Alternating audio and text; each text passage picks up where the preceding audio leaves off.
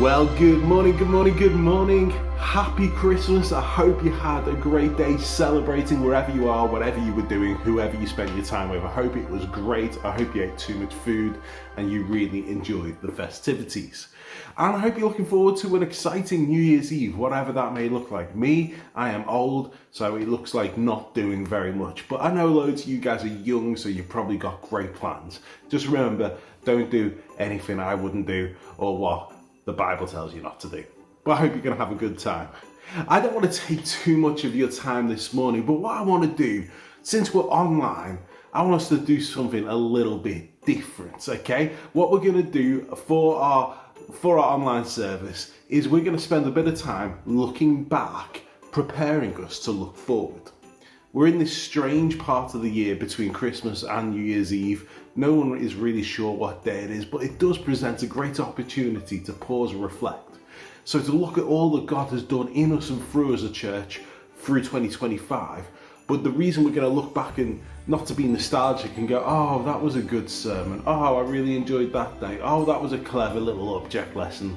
That's not why we're doing it. What we want to do is we want to look back in order that we can look forward, remind ourselves of what God has done in us and through us and said to us this year to prepare us, to prepare our hearts, our minds and our souls for what we believe God is going to do in us and through us in 2026. A few weeks ago, it was our Christmas carol service and the IDMC gospel choir came and joined us, and it was our largest service ever. God is moving. Like, we've been faithful serving for the last sort of 6 years to see God's kingdom grow and come and build in London. And we've just had our largest service ever. God is doing something. He is moving. And I want us as a church to be prepared and ready for what he's going to keep doing. So the way we're going to look back is we're going to watch some clips from really great sermons, really great messages that were taught this year in order to refocus our hearts, our minds and our souls for next year. So are you ready? We're going to begin with a clip that I taught, where I told a story as an analogy for actually, does God exist? And the way we talked about it was by asking the question, do you really believe in Mother? Well, do you? I want to tell you a story to start my message this morning. Now, this isn't a true story, I don't think. It might be a true story, you judge for yourselves, but it's a good story, and I hope it will be encouraging to you. It's a story of two twins, unborn twins, in the womb together, and they were having a conversation. As I said, I'm not sure it's a true story, but they're having a conversation, and one twin, twin number one, turns to twin number two and says, "What do you think happens after birth?" Twin number two turns to twin number one and looks at him and goes, "Nothing. I just don't think anything happens after birth. I think we have this life here and now, and then birth is the end, and there's nothing else after that." Twin number one thinks for a moment, thinks, I don't agree. I think there's life after birth.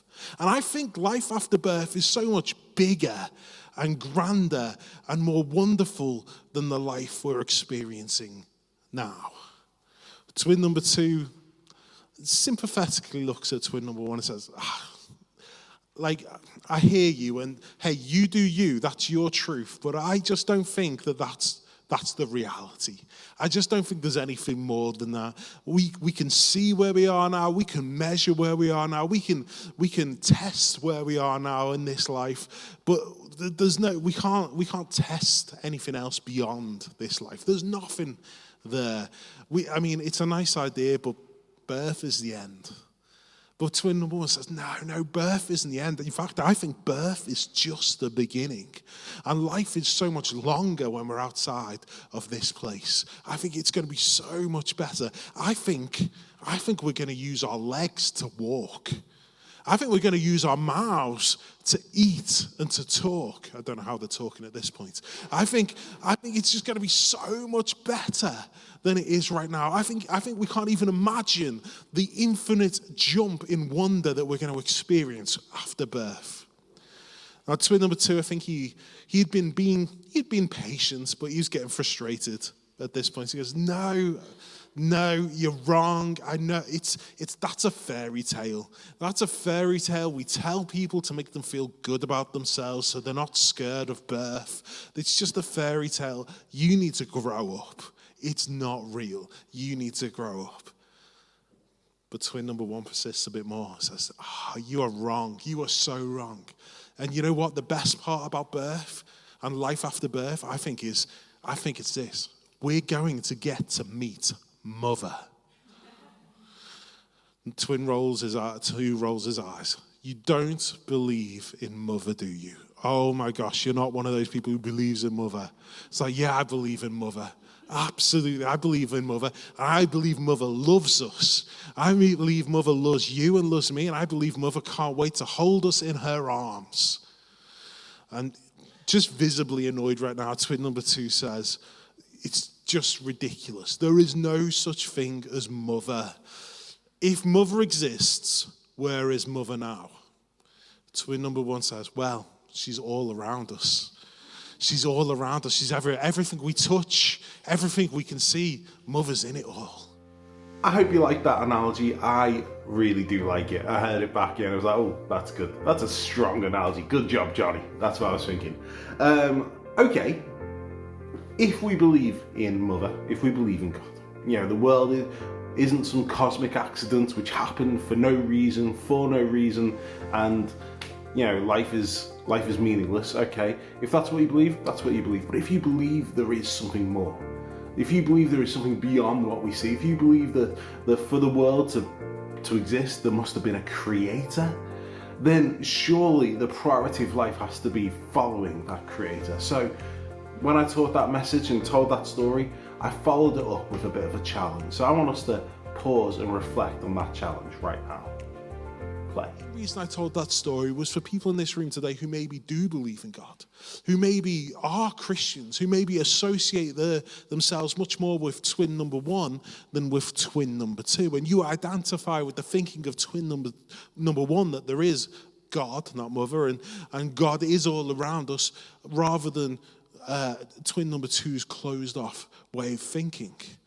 But what I want to encourage you with that story is this. The thing I want to encourage is, I've been in ministry for about 20 years.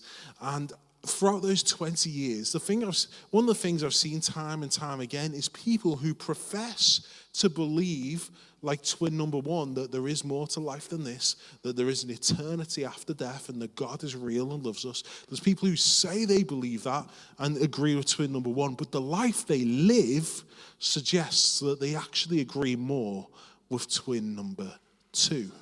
The life they live reflects the thinking that this is all there is. And the reason the way they live their life may reflect the thinking that there is nothing more than we can see and they can touch is because all we do is focus on the here and now. And their eyes and their minds and their souls are so caught up in what they're experiencing in this life that actually they've taken their eyes off the eternal, off the heavenly. And so therefore their lives reflect the life of someone who doesn't believe in God at all. And what I really hope we can do this morning on this Easter Sunday, as we remember that Jesus conquered sin and conquered death and rose again, I want us to remember that he didn't rise again so we can experience this earthly life. He rose again so we could experience the eternal with the true and living God. He rose again so we could experience life in all of its fullness. Life in all of its fullness isn't when we're consumed by fears around work or finances or relationships. We're consumed about worry about health or someone you love who is sick. We're consumed about the million things that we encounter every single day, which are worrying and are all-consuming. That's not the life that Jesus came to bring us. He came to lift our eyes out of this and look up to the eternity, look up to God, and look to see the life that he came to bring us. In Colossians 3 verse 2, it says this: set your minds on the things that are above, not on the things that are on the earth. Set your minds on the things that are above, not on the things that are on the earth. This morning, Easter Sunday, Resurrection Sunday, as we remember that Jesus conquered sin and conquered death and rose again, I hope that we can all raise our eyes to stop looking at the here and now. The here and now is important, by the way, and we'll talk about that in a minute, and the experience we're going through. I'm not trying to devalue those or trying to minimize them in any way, but what I hope we can do is, in spite of what we may be experiencing right now, is lift up our eyes and look to heaven, look to God, look at the eternal rather than the immediate. So if we believe in God, and we're going to live our lives as if we believe in God, when people see us and the way we live, they'll go, oh, that guy's a Christian, that girl's a Christian because of the way they live. It's going to have an impact, and it's going to leave a legacy. Earlier this year, Tasha told the story of a man called Jeffrey, Uncle Jeffrey we call him, who has been sowing into our church community since before we launched. And sowing in prayer. He has done battle in prayer for our church. And so Tasha's told a little story about Jeffrey and his life and his legacy, and it's inspiring. Check it out. I want to introduce you to somebody. This very cute baby boy was born in around 1929, and his name is Jeffrey. And he grew up in North London. And when he was growing up, he wanted to be a civil servant commuting to London like his dad. How cute. He thought he was a Christian. And when he went off, after he finished school, he went off to the Royal Navy for 2 years. When he got back from the Royal Navy, he realized, I'm not actually a Christian at all. I thought I was a Christian, but he realized he wanted to be a Christian on his own terms, not on God's terms. And so he realized that God wasn't God to him at all. He had some Christian friends, and he knew that he didn't have what they had. And then he told me about a moment that changed everything. He said he ran into one of those friends one day, and the friend asked him how he was getting on spiritually. And he responded, "If I'm honest, I'm getting nowhere." And the friend replied, "Well, why not just tell God that?" And so there, in the middle of a park, Jeffrey started speaking to God for real, out loud. And his people were walking past, and they were staring at him. And his friend kind of said, "Maybe you should stop praying so loudly." But by that point, he was doing business with God. And he said it was the best thing he's ever done. After that, he went off to university to study history, which he describes as not very vocational subject, but a good one to understand how things work. He joined the Christian Union. He told others about Jesus. And this part makes me laugh. He fell in love with a medical student who said she was too busy preparing to serve God to date him. I'm like, go girl. But in those uni years, he spent a lot of time with students from Africa, and that stirred something in him, and he realized that God was calling him to be a teacher in Africa. And so he offered himself to a mission. He packed his bags, and he spent nearly 20 years in Nigeria, working shoulder to shoulder with other faithful believers, building scripture unions and student fellowships, and watching God bless the work. Somewhere along the way, on a break back into the UK, he tracked down that same medical student and persuaded her that she might as well serve God with him rather than both of them doing it separately.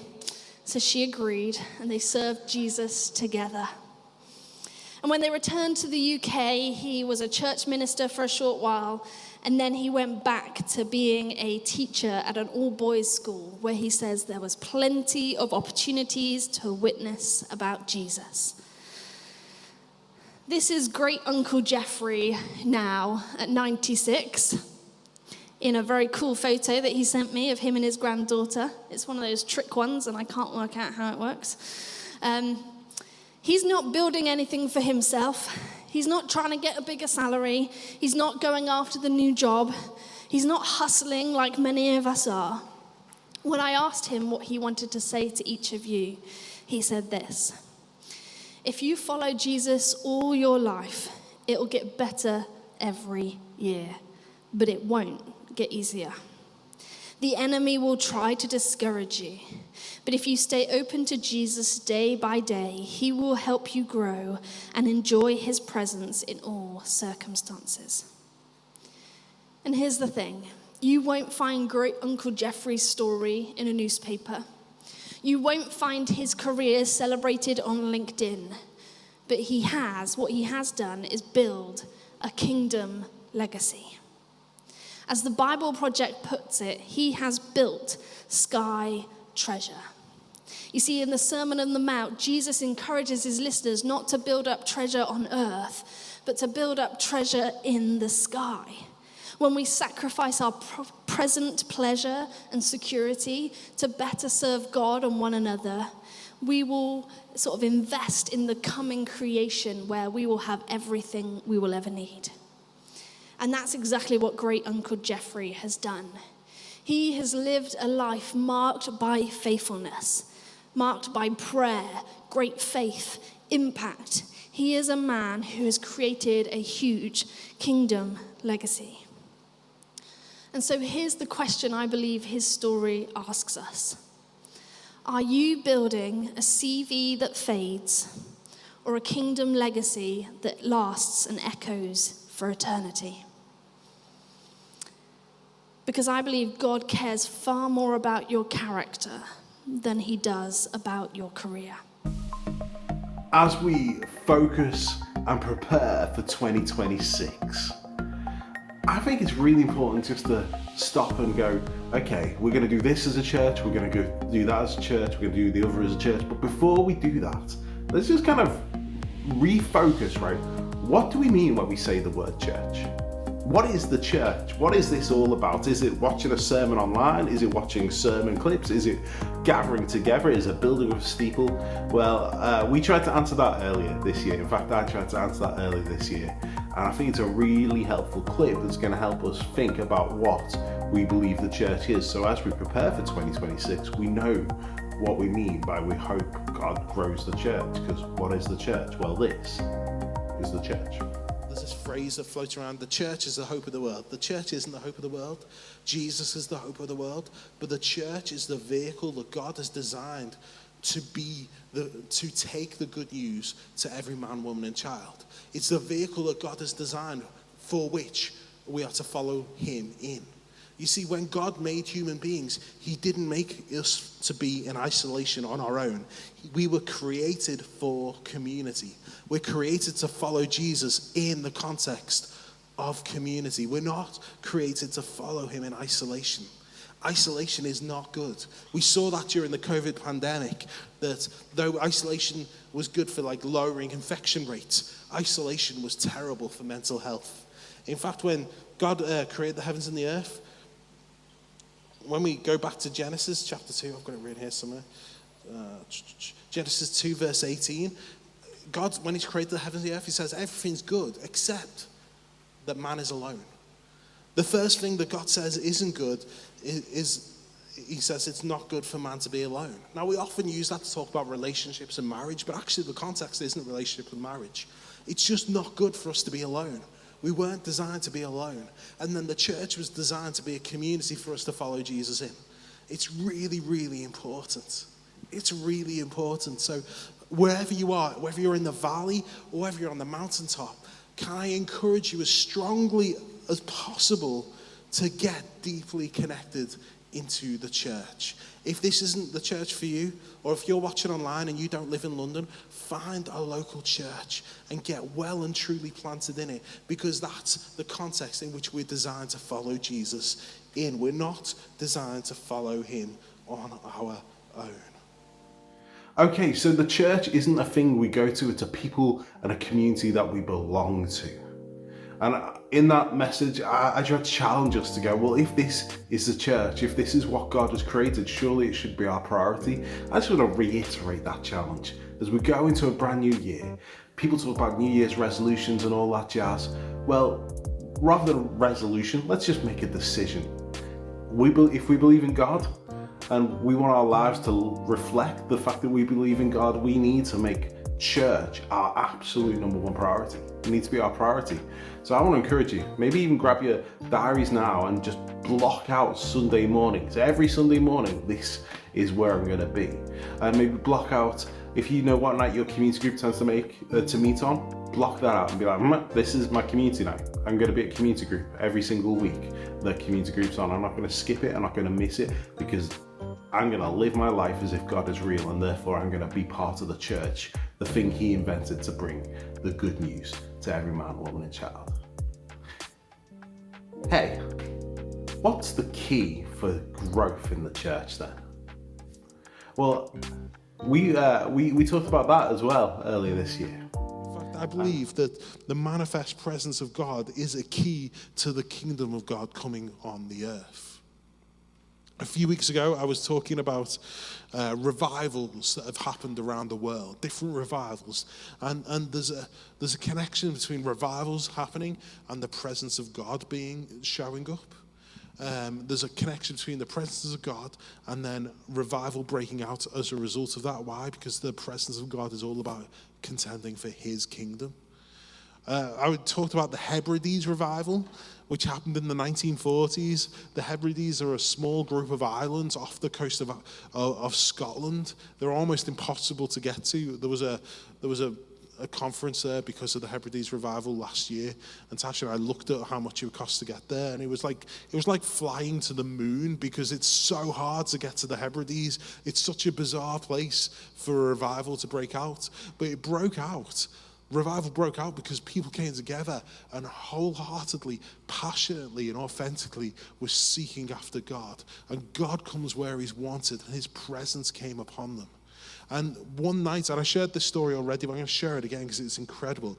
One night, as they were gathered together as a church in a church building, praying, seeking after God, contending for God's kingdom, giving God glory and contending for his kingdom, especially praying for the young people of the Hebrides Islands to know God. At the same time as they were doing that, down the road there was a disco happening. A disco is an old-fashioned nightclub, and they were having this disco night, and a lot of young people from the island were in the disco. They were probably dancing, guys. They were probably holding hands. I mean, sin was taking place in this disco. It was not good. Maybe consuming alcohol. So this basically was a den of sin was happening down the road. And as the church were praying and seeking after God's manifest presence, he came. God came. His presence fell upon the prayer meeting. And this is a true story. The disco down the road, everyone collectively in the disco down the road stopped and left the disco together and went to the church building to join the prayer meeting. They were drawn out of the disco into the church building because of the tangible, manifest presence of God. Okay, so if we're going to live as if God is real, if we're going to devote ourselves to being part of his church and building the kingdom of God through his church, if we're going to prioritize that in our lives, what could be the things that may become barriers to us doing that? What are the things, you might be sitting here going, 2026, I'm going to prioritize following Jesus, I'm going to prioritize studying the Bible, I'm going to prioritize being part of church, going to community group, going to the Sunday service. That's what I'm going to do this year. I've made a decision. Well, if you've made that decision, what are the potential things that could get in the way of that? I think there's a few. I think there's a few things that could get in the way. So the next two clips are taken from messages where we unpack some of the barriers to us following Jesus, the things that may block us. And the first one is social media. Check it out. Most of us in this room have some form of a social media account, whether that's Facebook, X, Instagram, Snapchat, TikTok, something else. The world is obsessed with us interacting with each other online. They're obsessed with us sharing our lives and the highlights of our lives with others in that way. But the problem is that social media often leads us to an unhealthy place. I recently came off of Instagram just before Easter, and there was this mega turning point for me. You see, I've been hooked on Instagram for quite a while, not as a poster, you probably are aware. I hardly ever uploaded anything. I'd take the photos, I'd plan the caption, and I had zero follow through. No pictures went up. So I wasn't really struggling with the idea of likes and comments like some people do. I was addicted to the scroll. I was that chronic scroller. Every moment I'd have, Instagram would pop up and I would start scrolling, looking through the pictures. And it's designed that way, right? It's been designed to keep you there forever. It's limitless scroll. There's no finish line. And I'd spend way more time on Instagram than I'd ever wanted to. And it wasn't good for me. It filled my mind with comparison. I'd look at beautiful homes, perfect outfits, toned bodies, and seemingly flawless lives, and I'd feel like I didn't measure up. I was questioning my worth. I found myself thinking, why can't I be like that? But the thing that hit me full on in the chest was one night as I was scrolling, I came across a friend, and she had posted a happy birthday message of her child with, the nice picture and the really nice caption. And in that moment, I compared my child to their child. I told her I'd be honest. And immediately as I did, I felt winded. I couldn't believe what I had just done. I had compared my everyday experience with my child to the curated photo and caption of someone else's. I was heartbroken. I had the realization in this moment that this was not healthy for me. I had been comparing myself to what I had seen for such a long time, and in some ways that should have been enough of a trigger for me to do something about it. But it wasn't. It was only when I took it a step further that I suddenly realised that this was doing damage to my life, and I took action. I immediately went and spoke to Johnny, and we chatted it through, and we made the decision that we would collectively come off of Instagram. Now, I know Instagram has its benefits. I can think of the times, even with our kids, where we'd sit down as a family and we'd watch through all those funny videos, and we would belly laugh and be like, another one, and there's great family memories. I know and recognise that Instagram is an incredible way to stay connected to people, particularly those that you don't see often or those who live far away. And I recognise and understand that for many people, social media is needed for your business or for your job.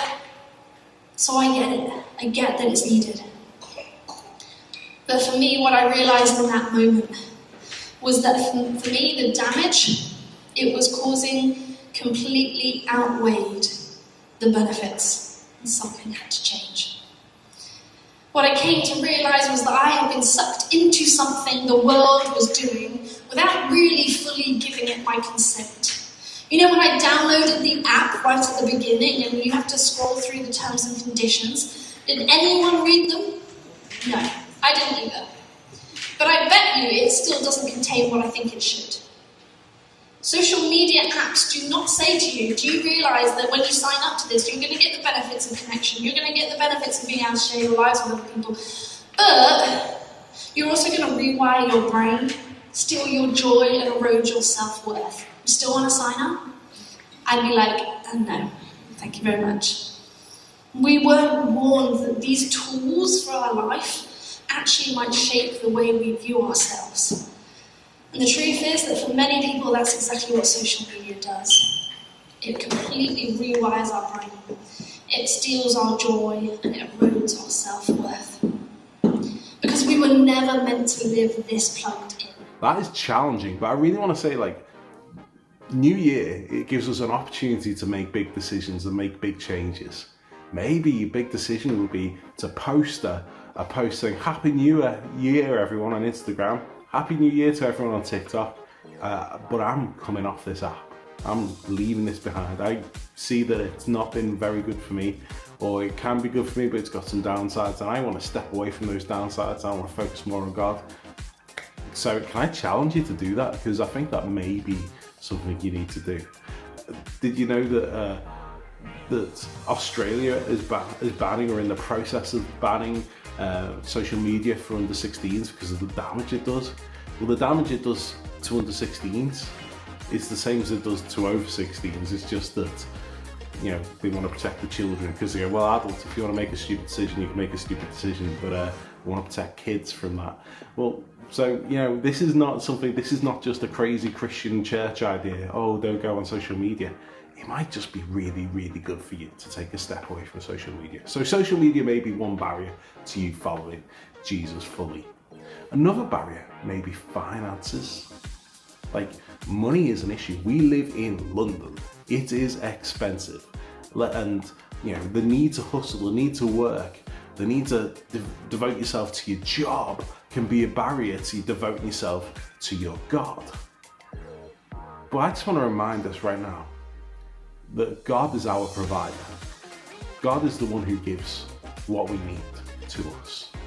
Whether that's oxygen, sunlight, water, and finances, He's the one who provides. And so here's just a short clip where Tasha is telling a story about how God provided for us, for Tasha and I, in order to get married. I think it's really inspiring. Check it out. Johnny and I got engaged. My parents kindly sat us down and said, hey, we're going to pay for your wedding. Very generous of them. And then they said, but we have no money. And we said, oh, no wedding then. And they said, no, this is the amount. We don't have it. We don't know how we're going to get it, but we are going to pray it in. And that's exactly what they did. They spent the 6 months leading up to our wedding. Yes, we were very quick.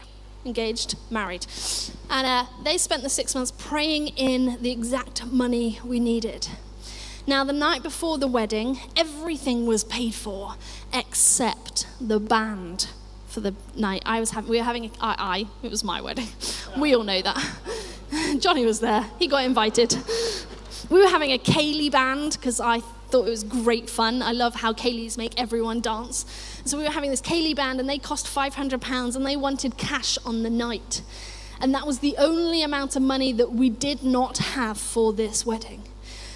And so the night before, we didn't have it, and we decided, well, we're going to go out for dinner as a family. It's my last night as a Gibson, and so we're going to celebrate it, and we're going to go out for dinner. We went out for Chinese.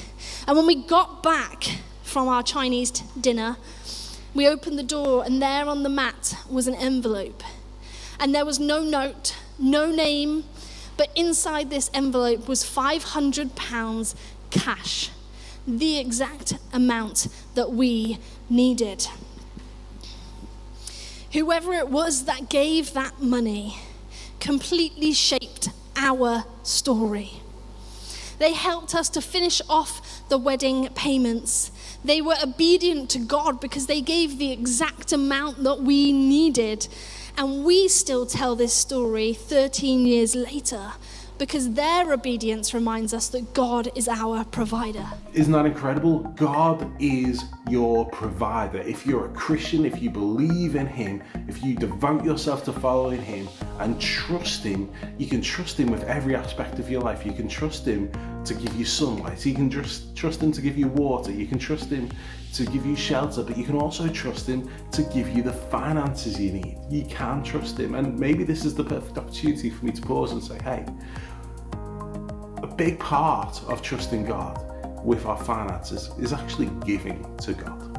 It really is. The Bible calls us to give the first 10% of what God gives to us back to him through the local church. In fact, the first time this is mentioned isn't in the law. It isn't in the list of rules set out in Leviticus and Deuteronomy about how the people of God should live. This predates that. The first time we see the tithe take place is in Genesis, where Abraham encounters a man called Melchizedek. And in response to Melchizedek, he gives Melchizedek 1/10 of all his income, all his earnings. That's the first time we see tithing. Now, there are some scholars who think Melchizedek is actually a Christophany. He is Jesus, and Abraham's encountered Jesus, and his natural reflex response to Jesus is to give him 1/10 to honor him. Some people would say he's not actually Jesus, he's just a priest, a holy guy. But that gives us even more emphasis, I think, and encouragement that we too should tithe, we too should give, because, well, if Abraham's like, this guy, he should be honored in this way, and here's a 10% of what God's given me, I'm going to give to him to honor him and respect him. Well, if Abraham did that just for a normal human being, how much more should we be willing to do that to Jesus? So I'd encourage you to consider this new year giving. We want to see God move in our city, and it all costs money, but God is our provider. In trusting God, let's give 10% back to him, to honor him, to be obedient to him, and trust that, even though we've only got 90% left because we've given the first 10% of our paycheck to God, trust that he's going to be the one who provides all we need, so we don't need to worry about our finances. It's a step of faith of trusting God, and it is a commitment of sowing into his kingdom. So can I encourage you to do that? Also, the legacy offering, it's called, finishes very soon. It closes very soon. A lot of people have given, a lot of people have pledged. Maybe you really need to say, okay, today I'm going to ask God what you should give, and should you give to that legacy offering. You can go to our website, libertychurchlondon.com, to give your tithes, click on the giving button, or to give to the legacy offering. Right, I think we should watch one more clip before we finish. So let's watch one more. First reason we praise is because praise is an instinctive human behavior. You see, worship is as instinctive to us as human beings as breathing is. You can no more say, I'm not going to worship, than you can, I'm not going to breathe. That's how instinctive it is. You can't help yourself but worship. I've been leading worship for over 40 years. And on some occasions, you can see people arriving at the service. And as they come in the door, they're making up their minds. Am I going to worship today or am I not? I don't know. What sort of week have I had? Has it been a good week, a bad week? They ask questions like, who's leading worship today? Is it that crazy guy Gibson? If it is, I'm not doing it. What are the bands sounding like? Are they good? Oh, I hope Felipe's on. I really want Felipe to lead worship because then I'll feel great. Or maybe the room's a bit hot. I don't feel like it. It's a bit hot in here today. Oh, the seats, they're a bit close together, really. I won't worship today. I watch people go through this whole thing about whether they're going to worship. The trouble is, this thinking is based on a fundamental lie. We don't have a choice about whether or not we worship. We were made to worship. We instinctively worship. We can't help ourselves. What we do have the power to choose is who or what we will worship. That is your choice. So every time I think, I don't feel like worshiping today, I feel a bit tired, what I'm really saying is, I choose to worship my feelings more than worship the God of the heavens. And every time we say, oh, it's a bit hot in here, it's a bit cold, we're saying, I'm going to choose to worship my physical feelings more than worship the King of Heaven. That was John Gibson, who's actually Tasha's dad and one of our elders, a member of our core team at Liberty Church London. And he has been a worship leader for many, many, many years, and he's written worship songs which are played all over the world. There's a cover of one of his worship songs. There's a clip of it being played by the Jonas family. So not just the Jonas brothers, but the Jonas dad as well. The song's called Jesus We Celebrate. So check it out if you're looking for something to do. But the challenge John brings is huge. We worship. We're creatures who worship.